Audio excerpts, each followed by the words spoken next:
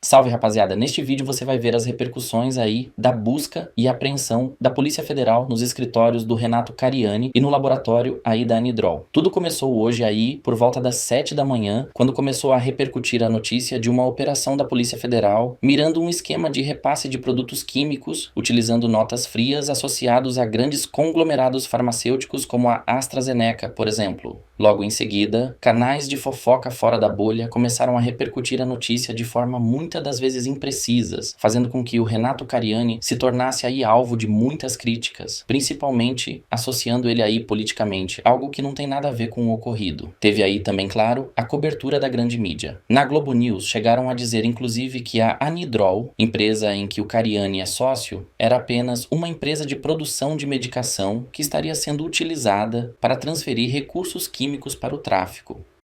Aqui, junto aos dados do processo que o Bruno obteve, de novo, o Bruno Tavares da Globo aqui em São Paulo, para vocês terem uma ideia, a quantidade de produto químico desviado por esse grupo, segundo a Polícia Federal e o GAECO, era suficiente para produzir 15 toneladas de crack.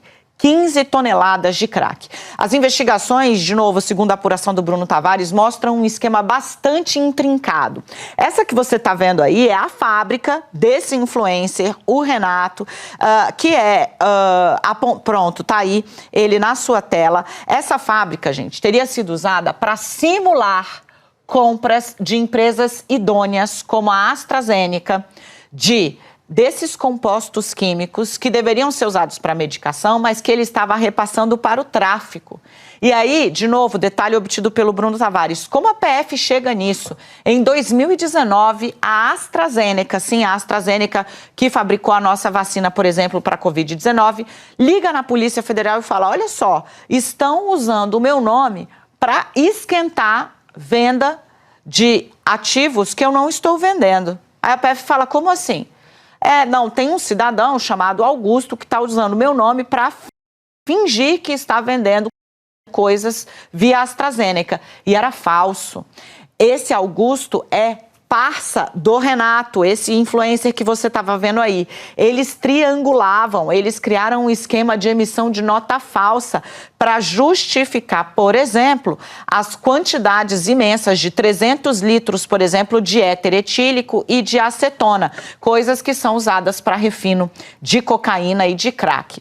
Esse grupo envolveu esposas na lavagem e no repasse de dinheiro e também usou laranjas. Uma informação que está aqui no processo, Eric, meu caro, é a de que, por exemplo, pessoas que recebem o auxílio emergencial e que não têm renda nem sequer para declarar imposto, foram destinatários de centenas de milhares de reais nessa triangulação.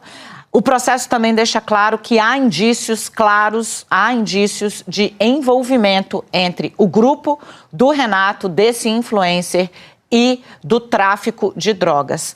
Aqui, segundo a apuração do Bruno Tavares, o Ministério Público se refere ao próprio influencer e aos sócios, os parceiros dele, como verdadeiros, abro aspas, verdadeiros empresários do crime.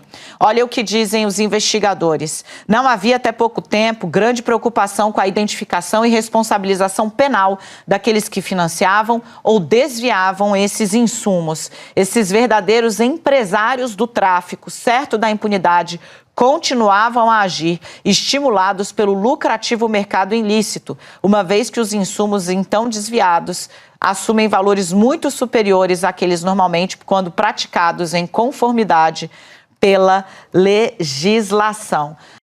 Em seguida, há a citação de um Augusto aí na história, que seria aí, primeiramente, o responsável por essas notas, e que então esse Augusto seria parça do Renato Cariani. A reportagem também lança suspeita aí sobre a quantidade de produtos químicos que eram manuseados pela Anidrol. Veja só, uma empresa de manipulação de produtos químicos. E como se não bastasse, o jornal Metrópolis e a página de fofocas Choquei começaram uma campanha completamente sem noção associando o faturamento do Grupo Supley com a imagem de Renato Cariani, fazendo os leitores associarem que esse segundo grupo, Grupo Supley, tem alguma coisa a ver com a investigação da Polícia Federal. O período bate com o período que o Cariani começou a gravar vídeos. Talvez tenha deixado o controle na mão de alguém. Não se sabe ainda. Por isso falei que se deve esperar o fim das investigações. Se ele for culpado, cadeia. Contudo, acho que só como influenciador ele ganhava mais que isso. Então é difícil acreditar que um cara nessa situação precisasse disso. Fora que a empresa é antiga, não começou em 2014. Eu não acredito nem um pouco que o Renato Cariani pessoalmente tenha envolvimento nisso. Pode ter responsabilidade pela omissão se isso realmente aconteceu debaixo de sua custódia como sócio da empresa.